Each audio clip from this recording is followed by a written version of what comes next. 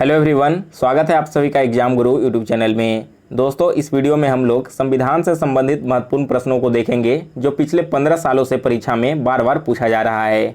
यहाँ पर मैंने सारे सेलेक्टेड क्वेश्चन लिए हैं जो आपके एग्जाम के लिए मोस्ट इंपॉर्टेंट है और वीडियो के लास्ट में आपसे एक क्वेश्चन पूछेंगे जिसका आंसर आपको कमेंट सेक्शन में देना है। सो वीडियो को अंत तक देखिए और अगर आपको इसका पीडीएफ चाहिए तो पीडीएफ मैंने टेलीग्राम ग्रुप में दे दिया है और टेलीग्राम ग्रुप का लिंक डिस्क्रिप्शन बॉक्स में दिया गया है। तो चलिए आज का वीडियो स्टार्ट करते हैं। पहला क्वेश्चन है, राष्ट्रपति और उपराष्ट्रपति के चुनाव संबंधी विवाद कौन सुलझाता है? तो प्रेसिडेंट और वाइस प्रेसिडेंट के चुनाव संबंधी जितने भी विवाद होते हैं यह सुलझाया जाता है सुप्रीम कोर्ट में और इसका वर्णन हमारे संविधान के आर्टिकल 71 में किया गया है।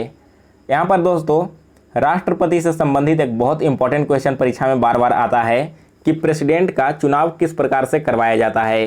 तो हमारे देश में राष्ट्रपति का चुनाव होता है सिंगल ट्रांसफरेबल वोट के माध्यम से और राष्ट्रपति का चुनाव यह वर्णित किया गया है हमारे संविधान के आर्टिकल 54 में और इनका चुनाव किस प्रकार से होगा, मतलब कि method of election of president, तो यह वर्णित किया गया है आर्टिकल 55 में।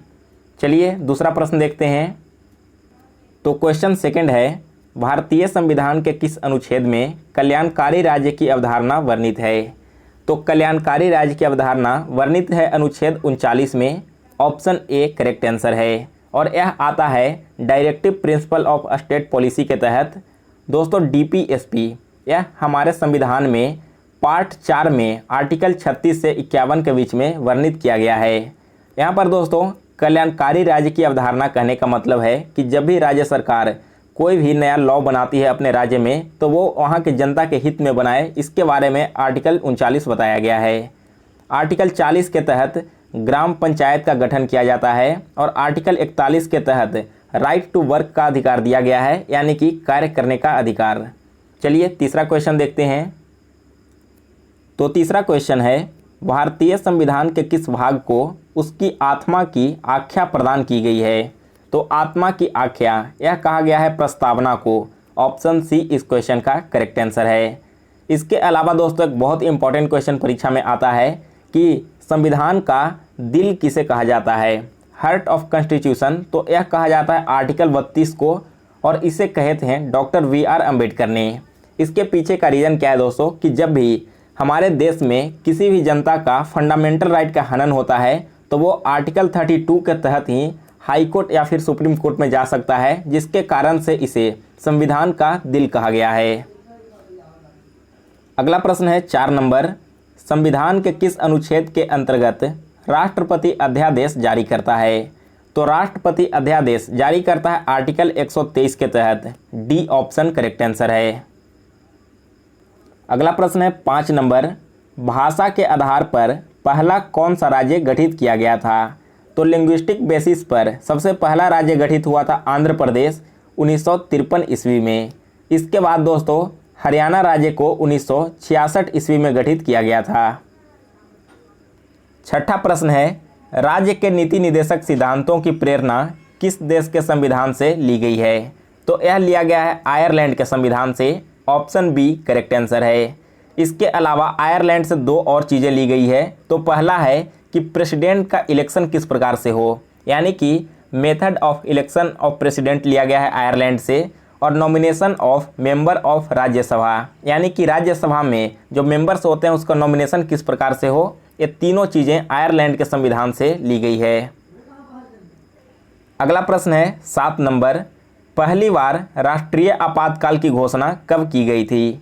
तो सबसे पहली बार हमारे देश में नेशनल इमरजेंसी लगा था 1962 में, जब भारत और चीन के बीच युद्ध चल रहा था। तो दोस्तों आर्टिकल 352 के तहत हमारे देश में राष्ट्रीय आपातकाल लगाया जाता है।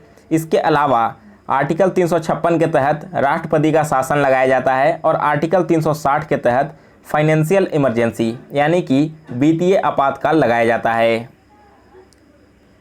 अगला प्रश्न है 8 नंबर, अब तक कितनी बार राष्ट्रीय आपातकाल की उद्घोषणा राष्ट्रपति ने की है?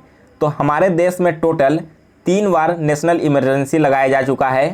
पहली बार लगाया गया था 1962 में इंडिया चाइना वॉर के समय, दूसरी बार लगा था 1971 में इंडिया पाक वार के समय और तीसरी बार 1975 में इंदिरा गांधी के द्वारा लगाया गया था।